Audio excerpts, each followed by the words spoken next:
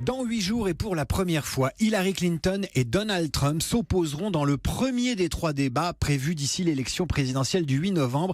Quel est l'enjeu de ce débat? Comment les 2 candidats s'y préparent-ils? Qui a l'avantage? Je pose ce matin la question à Julien Volpré, membre de la French American Foundation, expert de la politique américaine, directeur général de Tadeo, expert également en communication. Bonjour Julien Volpré. Bonjour.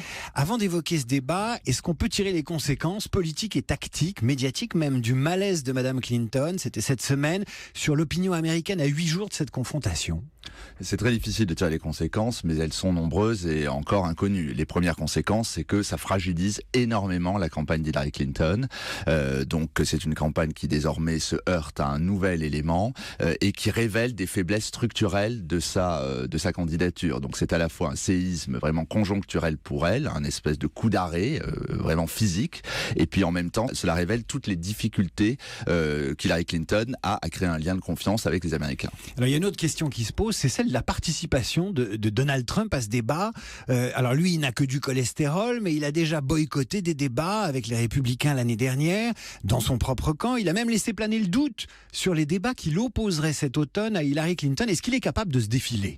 Bon, il est capable de tout, mais il n'en a aucun intérêt. Il est très fortement probable que Donald Trump participe au débat. Pour lui, l'enjeu est très important. Il est de créer le contraste avec elle, surtout si elle est encore affaiblie physiquement, et de montrer ce contraste. Et par ailleurs, il a un énorme enjeu de présidentialisation et le débat peut y contribuer. Donc il a intérêt à y aller. Alors justement, vous parliez de l'enjeu. On va parler des enjeux pour l'un et pour l'autre. Commençons par Trump. Vous dites il faut qu'il apparaisse comme véritablement présidentiable. Est-ce que c'est encore possible après les nombreux happenings de ces derniers mois?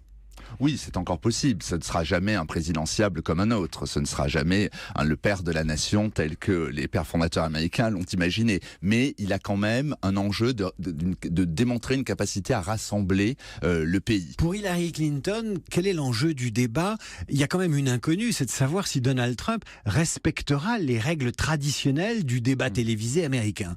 Pour Hillary Clinton, l'enjeu est très clair, c'est de se montrer en bonne santé. On voit bien qu'elle doit encore énormément rassurer. Au cours de la semaine qui vient de s'écouler, elle a refait un meeting en Caroline du Nord, mais son intervention n'a été que de 20 minutes, ce qui montre qu'elle n'a pas retrouvé toutes ses capacités, et donc c'est son enjeu. Quel message ils seront tentés de faire passer à l'opinion américaine pendant ce débat?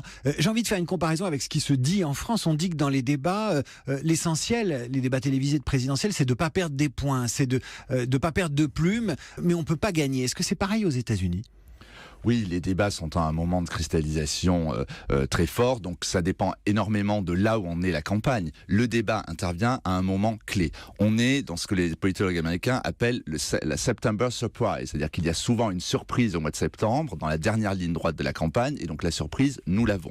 Donc, pour Hillary Clinton, le message qu'elle doit faire passer, c'est qu'elle est de nouveau digne de confiance, parce que au-delà de cet enjeu d'apparaître en bonne santé, ce qui a le problème, c'est que ça a révélé les cafouillages de sa campagne sur sa communication, le fait qu'il n'ait pas dit tout de suite qu'elle est une pneumonie, ont révélé le fait qu'il y avait toujours quelque chose à cacher.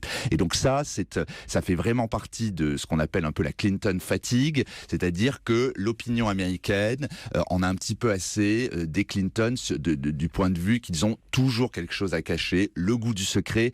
Il y a uniquement 35% des Américains qui estiment qu'Hillary Clinton est une personne digne de confiance. Ce qui est curieux, c'est qu'on exige la possibilité de faire confiance à Hillary Clinton, alors que Trump a donné tous les signes de quelqu'un à qui on n'avait pas envie de faire confiance. Mais c'est peut-être pas ce qu'on lui demande finalement. Dans cette campagne, il y a 2 poids, 2 mesures. Ce que l'on demande à Hillary Clinton n'est pas du tout ce que l'on exige de Donald Trump. Ça, c'est très clair. Les médias américains sont très durs avec Hillary Clinton. Elle est véritablement under scrutiny en permanence sur tous ces aspects, et on ne demande pas tout à fait la même chose à Donald Trump. Donald Trump a construit sa campagne sur la transgression. Il ne doit pas la même chose en termes de vérité, de cohérence. On ne lui reproche pas cela, ça fait partie de son ADN politique, de la manière dont il est né. Et donc il n'est pas comptable de la cohérence, il n'a pas besoin d'être cohérent.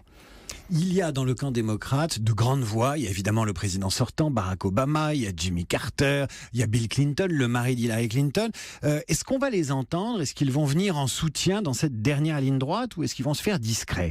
Alors, ils viennent déjà en soutien. Barack Obama a, au cours des derniers jours, prononcé de très nombreux discours, des soutiens très importants. Jamais un président américain en exercice n'a autant soutenu un candidat de son propre camp. Il faut se rappeler que Ronald Reagan écorchait le nom de George Bush quand celui-ci a gagné la primaire pour être le candidat républicain. Donc il n'y a jamais eu vraiment un soutien très important. Là, Barack Obama est véritablement le premier porte-parole de la campagne d'Hillary Clinton. Vous parliez des surprises de septembre. Évidemment, la surprise de septembre pour Hillary, c'est cet incident de santé. Est-ce qu'il peut y avoir une surprise de septembre qui accablerait Donald Trump ? Les surprises concernant Donald Trump, j'ai tendance à penser qu'elles seront toujours moins des surprises, parce que lui-même a été depuis le début une série de surprises. Donc je veux dire que l'imprévisibilité fait là également partie de l'équation politique de Donald Trump, et donc il est beaucoup plus protégé par rapport à cela qu'elle.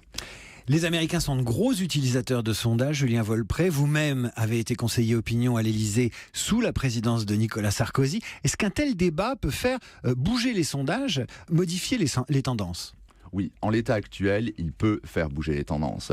Il y a une attente forte, il y a une très grande attente envers Hillary Clinton. Est-ce qu'elle est capable de se redresser, à la fois physiquement et de montrer qu'elle est digne de confiance ? Et il y a de facto une attente envers Trump en disant, finalement, est-ce que si Hillary Clinton est si faible, lui peut devenir président des États-Unis ? Donc il y a une très très grande attente et ça peut faire bouger les lignes, d'autant qu'on est à touche-touche dans de très nombreux États. Alors, c'est le premier d'une série de 3 débats. À quoi vont servir les 2 suivants ? C'est des exercices de très grande transparence, c'est des exercices quasiment sportifs, donc c'est une course d'endurance.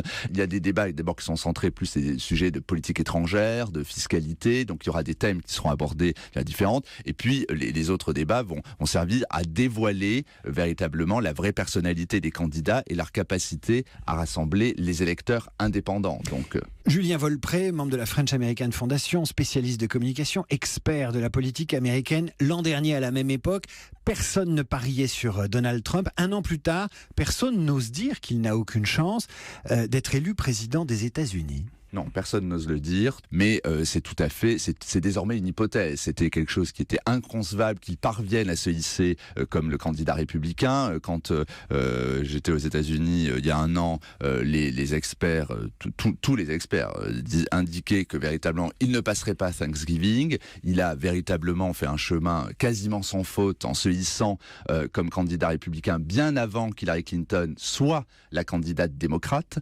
à l'issue des primaires. Et désormais, c'est une hypothèse qui est, sinon vraisemblable, au moins elle est sur la table. Eh bien, on la vérifiera, cette hypothèse, le 8 novembre, puisque c'est ce jour-là que les Américains vont voter. Julien Volprez, merci à vous, directeur général de Tadeo, expert de la politique américaine et membre de la French American Foundation. Merci d'avoir été avec nous ce matin sur Europe 1. Merci.